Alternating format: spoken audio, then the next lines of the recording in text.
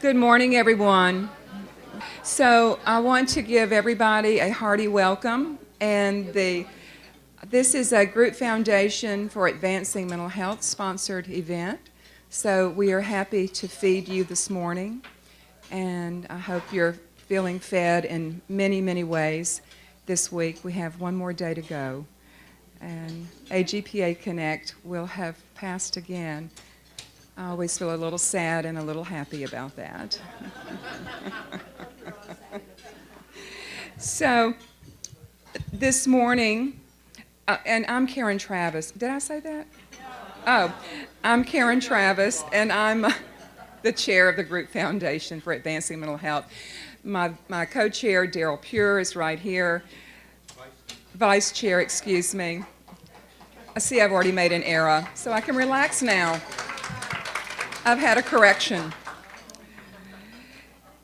So this morning, it is a delight to introduce our speaker, Keith Rand.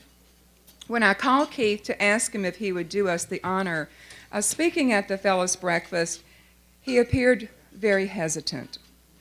He was surprised and seemed to think that there would be others before him to do this presentation, and he wanted to know why me. So I said, why not? I told him how much I thought he has done for the AGPA, the group foundation where we really met and got to know one another, Keith. And plus, we're in his hometown, right?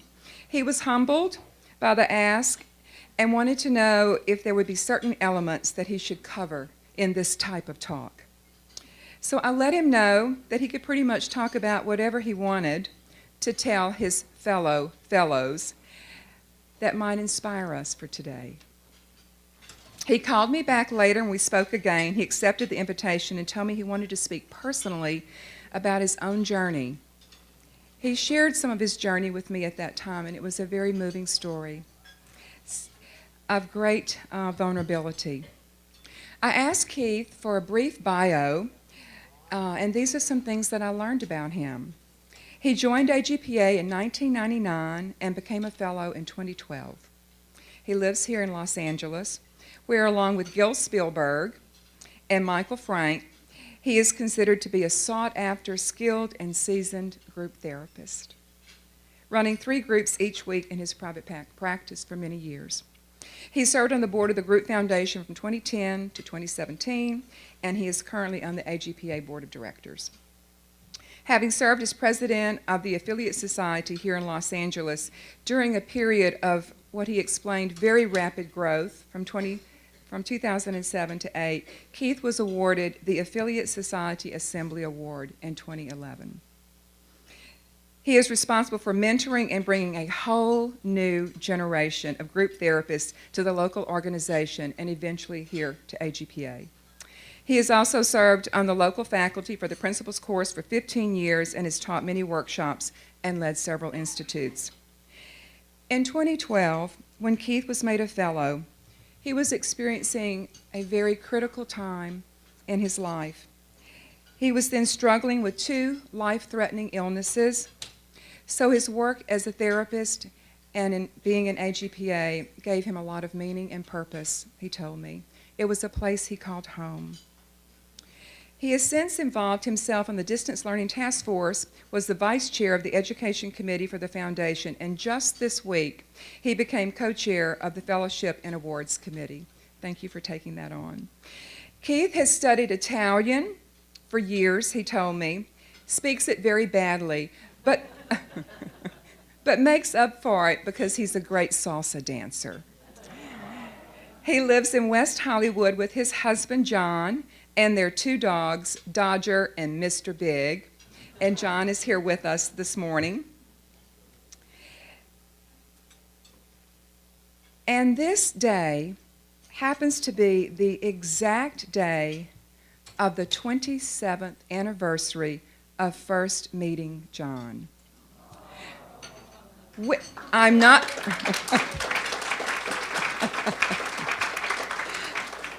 And that ain't all, which was on Keith's 36th birthday. So There is something full circle about this day, it seems. The stars lined up years ago, and I think they're aligned today. I am glad that you were born 63 years ago. Happy birthday, happy anniversary. You are a jolly good fellow, and we are fortunate.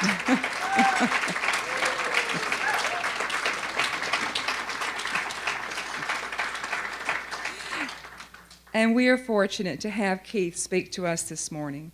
So please come up, tell your story that you want us to know.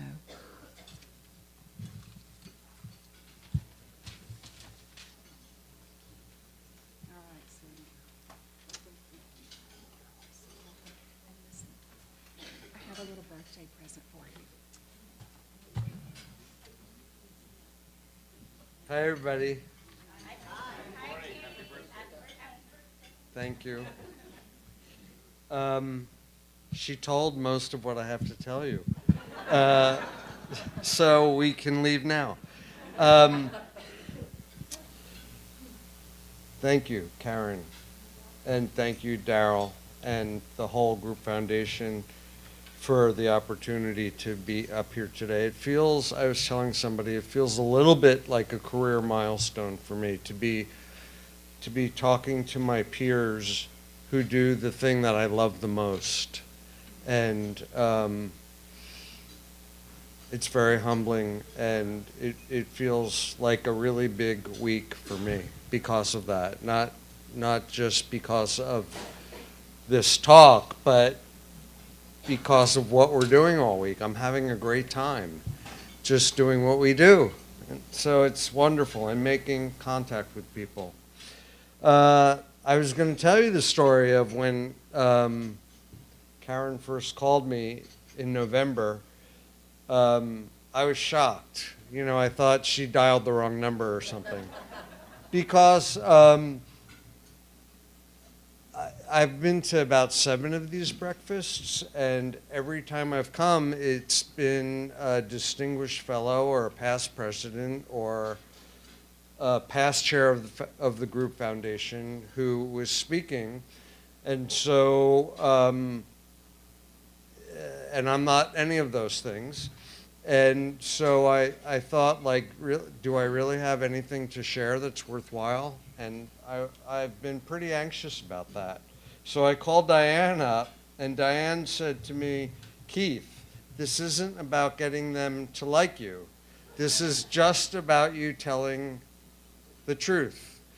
And that was perfect, because just a month earlier, when I was in group with Joseph at the Center for Group Studies, I realized that I actually, my denial cracked open about the fact that I really have a desire to be liked and to be admired. I had somehow successfully convinced myself that I didn't have that, and that was a weakness, to want to be admired or liked.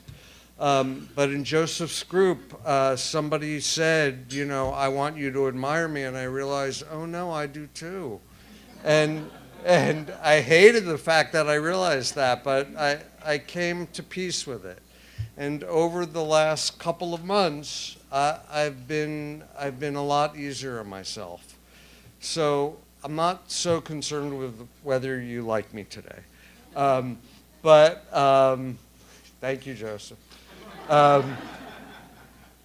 But maybe you'll get something, you know, I just hope that you get something out of what I have to say. So, good morning, fellows. I really want to make a special welcome to the people who are fellows for the first time. It's a new experience to come into this room, and I welcome you here. And I also want to welcome you all to Los Angeles. It has been my home for the last 30 years. I moved here in 1989. I'm actually from the East Coast, and it's really a great city, despite the fact that we're stuck downtown. It's big and wonderful, and over the last 20 years, since AGPA was last here, our local affiliate has done really good work in raising the profile of group therapy as a modality, has deepened the way it's practiced. And we've gone from having maybe a handful, 5, 6 people from Los Angeles coming to AGPA 20 years ago to today having 70 people here, which is amazing. And they welcome you as well, and we hope that you're having a nice week. There are now good, young, energetic people leading the way here in Los Angeles, and it's so touching for me to see what happens here and what happens in the group world. So welcome. I'm honored to share a little bit of my own story. I know so many of you, but you know, in our hallways, in our meetings, in our workshops, it doesn't seem to me that we really get to make intimate contact. It's a lot of hello in the hall, and I know a lot of you, but not very many of you very deeply. So I hope to feel more connected to some of you today. Maybe you can feel more connected to me from hearing what I have to say. Because ultimately that is what it's all about. I'd like to connect with you. Somebody's phone. So I'm going to talk to you a little bit about how I got to be a therapist, how I got to be a group therapist specifically, and how eventually I have come to find a really warm home here in the arms of AGPA and what it's meant to me. I was born and raised in central New Jersey to Jewish parents from fairly religious families. My great-grandfather was brought over from Russia in the early part of the last century to be the first rabbi in a little town called Freehold, New Jersey, which some of you may have heard of. And as a kid, I was a lonely, depressed, overly serious kid who didn't feel like I belonged anywhere. My father had died when I was 2 years old, so my mother was widowed with 2 boys to raise. And she trudged on. My mom's a bit of a survivor. And so she had gone through the Depression in World War II, and she did the best that she could, but she wasn't really able to tune into me emotionally. And in fact, I ended up being in the position to take care of her feelings, to soothe her. She was sort of threatened by too much feeling, and that partly contributed to my seriousness and my aloneness in my family. But she trudged on, and she fell in love again, and she got married again, and through my stepfather, I was able to get a good education, and I got another little brother in the deal, and I got a lot of love. So she did the best she could, but it wasn't really exactly what I needed. So I felt alone because of that, but I also felt alone because I didn't know it at the time, but I was a gay kid. And I got along much better with girls. All my friends were girls, and I did not know, and I didn't have any idea how to get along with boys. My older brother was so much older that he was never around. And my stepfather wasn't really a fathering type, so I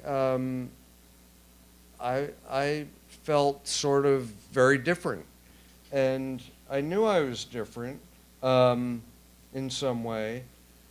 And I made it through school, through the sheer luck of being a smart kid, and which was not cool in Long Branch, New Jersey, where it looks, if you go to my high school, it looks like the set of The Sopranos. That's what those people are like.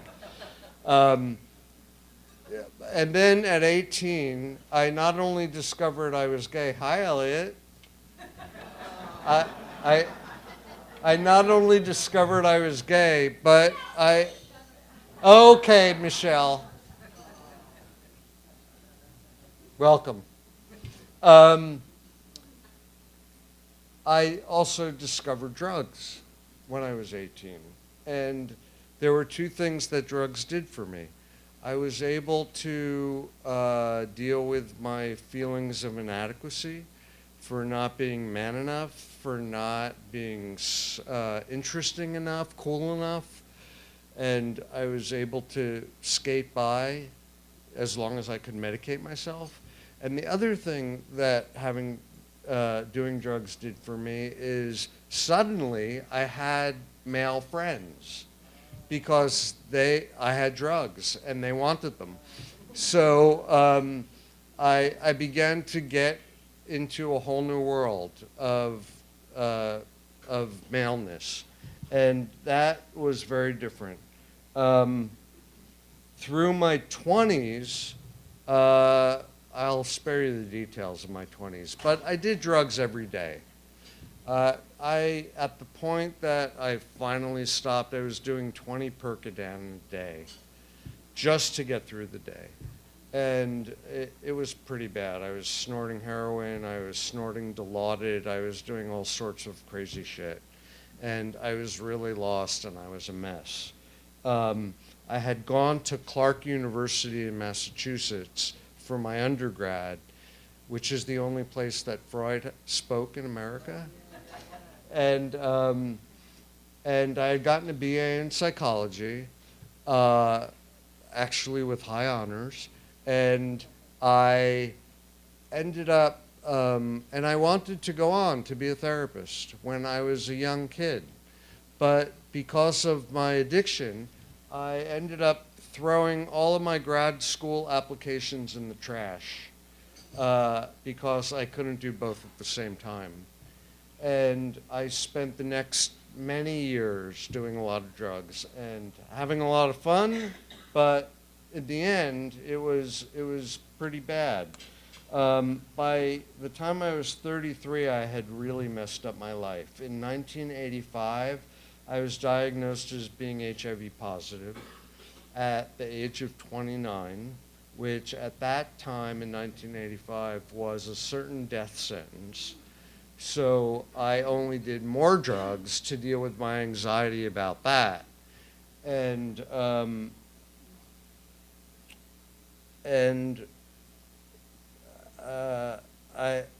I suddenly had a moment one day in 1989 after I had been fired from my third job. I had what they call in AA a moment of clarity, where suddenly I was on a bus coming home from some temp job as a word processor, and the bus stopped and the doors opened and something in me got my butt out of the seat and walked out of the bus and into my friend's office on that corner, and I said, I need your help. And 3 days later, I was in rehab in Minnesota. I went to the only, at the time, all gay and lesbian treatment center in the country, and because that felt safe to me. And they pretty quickly told me that I couldn't go home when I was done or I wasn't going to stay sober, and they recommended sternly that I followed their advice if I wanted to stay off drugs, that I followed their advice and come to Los Angeles. But when I was there was the moment when I was in group therapy every single morning in a rehab. Many of you know that that's what happens in rehabs. And I looked across the room at my counselor, and I suddenly had this moment where I thought, that guy is doing the only thing I've ever really wanted to do. I remembered why I wanted to be a therapist in the first place. That he was helping people to be themselves and to be authentic and, without drugs. And it was hard for all of us, but he was doing that. And I looked at him and I thought, oh my God, I could do that. And so I followed their advice and I came to Los Angeles, not a place that I had any interest in being. At the time, all you heard about was traffic and smog and superficiality. I didn't want any part of it. And I came here and I went to this halfway house. What good Jewish boy from New Jersey goes to a halfway house? It's just not what I expected for myself. But I listened. I was willing to listen, and I stayed here. And day by day, I stayed sober. I went to meetings, and it began to get better. And I began to fall in love with LA, which surprised me. And 6 months later, I was enrolled in a grad school program in clinical psychology. So it was sort of a good turn of events in the long run. It was harrowing when it was happening, but getting me to that point was really great. So when I was in school, I went to Antioch University here in Los Angeles, which is a good MFT program. And I fell in love with group therapy my first year. I took group therapy from Nancy Fawcett, who some of you know, and she was a member of AGPA, and she died last year just as she completed her application for fellowship.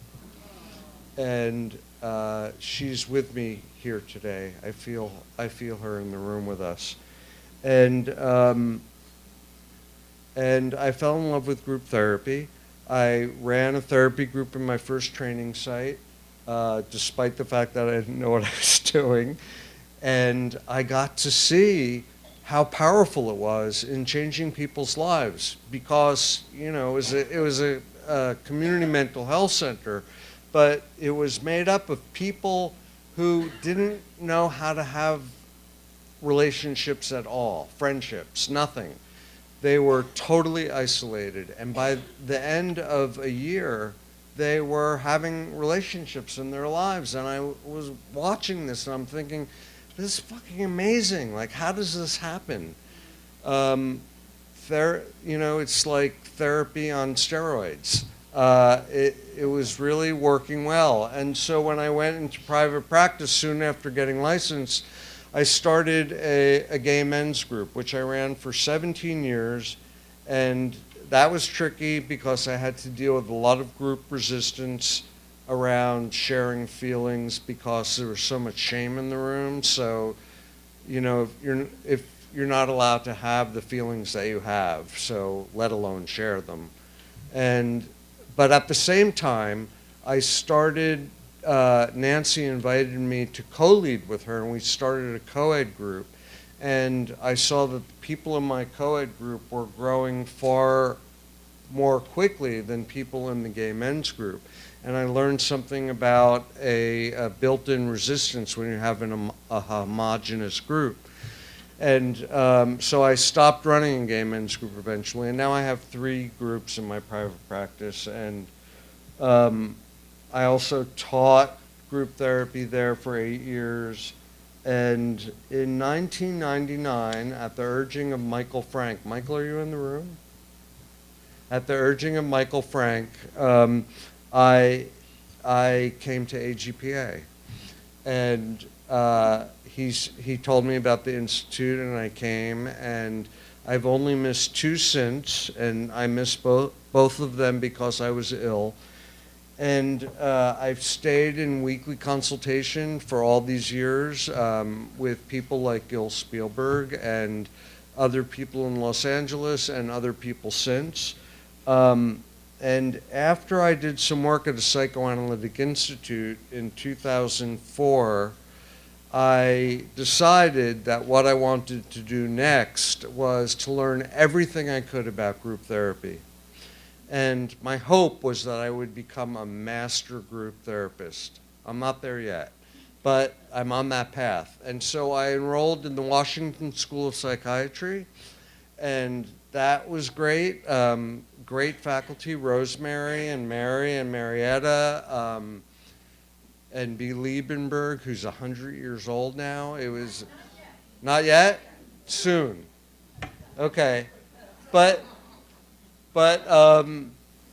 you know, it was an amazing place to be on that faculty. And then one day, Macario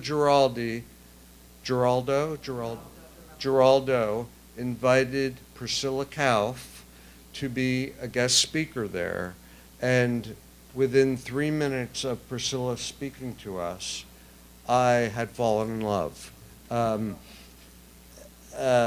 She spoke about group therapy in a way that I had been hungering for all along. And thank you for coming to be with us today. Thank you so much. Priscilla, I worked with Priscilla for 6 years on the phone from Los Angeles to New York. And she taught me much of what I know about psychoanalytically oriented group therapy, which was very different than what I had been doing, but it was what I had been longing for. And because when you're in graduate school, you get handed the Allen book and you're told that everything you need to know is in this book. And it's a very good book, but it's not everything you need to know. So, but I bought that line for a long time.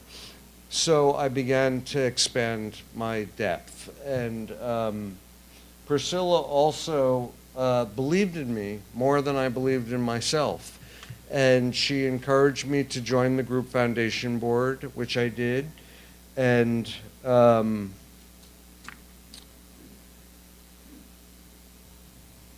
she turned me on to working with a Chinese student and supervising a Chinese student over Skype.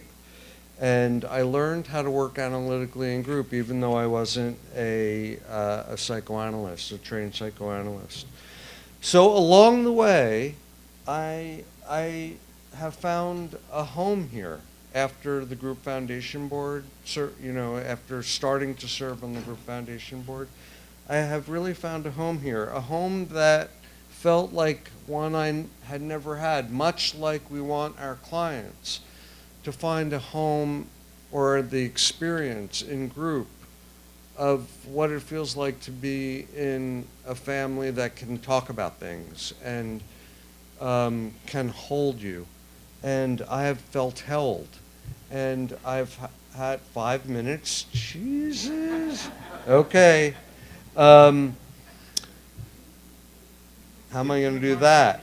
What? Skip to the part about me. Okay.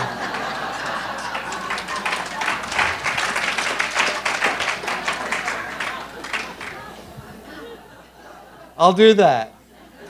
I just want to say that, you know, I had the chance to be of service. I had the chance to give back what I have received so generously from you all. With John's support, this is a part about you. With John's support, we've made decisions to support the group foundation in the best way we could, financially. And I also love mentoring people. So I am and have mentored some people who I'm sure will be in this room someday. People like Ryan Spencer from Austin and Oliver Drakeford and Evan Perlow from Los Angeles. It's such a joy. I know that Karen really likes mentoring also. And here with you, I've learned so much from David Hawkins, from Jeff, from Gail Brown, from Ronnie Levine, from Stuart Aladort. You all became a part of me, much like happens in a good family. But it's been a bit of a ride, this whole thing. From realizing I was gay, to becoming HIV positive, to being a drug addict, to, as Karen referred to, having liver disease for 3 years, and then cancer for 2 years, about 5 years ago now. What I've learned from all of that ride is to grab onto life and to try to get the most out of it today, and to what AGPA has to offer me and what I can give to AGPA. Like my mom, I have been a survivor. It is a miracle that I'm standing here today, given where I was 6 years ago when I was in the hospital. By the way, the Group Foundation was the first flower arrangement I received in the hospital.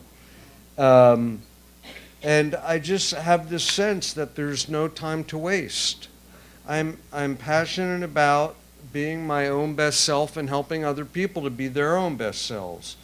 And ultimately, I think that's what life is about, that the connections that we have to each other, intimate connections, deep connections, is the only thing that matters. Being able to give love and to receive love.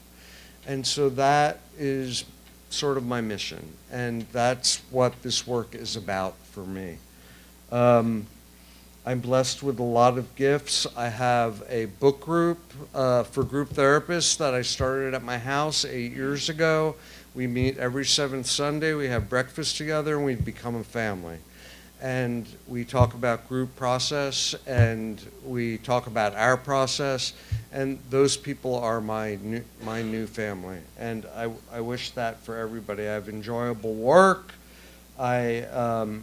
As Karen told you, I have 3 groups I've gotten really good at, and my clients are learning the same thing, at taking all the feelings that come my way and being able to deal with them. And it's just such a joy, and I've learned that all from you. I've also regained my health. It was rough going. But Elaine Cooper, I remember in San Diego, held me, and then she encouraged me to be a fellow so that I could be here with you today. I've been stuck by, not abandoned by, and loved by this family, and I'm very grateful for that. I'm going to skip to my last card here. That's what I have. That's the part I'm skipping to. Most importantly, I have a fantastic husband who supports me throughout all this work. And I've learned how to be a separate self in relationship through the gift of being with him for 27 years. He himself is running for a 3rd term as a city council member in the city of West Hollywood. And that election is on Tuesday, and we're keeping our fingers crossed. And I love supporting him, and he loves supporting me. And thank you for coming, honey. I love you so much. And I love AGPA. And I'm so grateful to have had the chance to talk to you today. I'll see you more, and thank you. Thanks.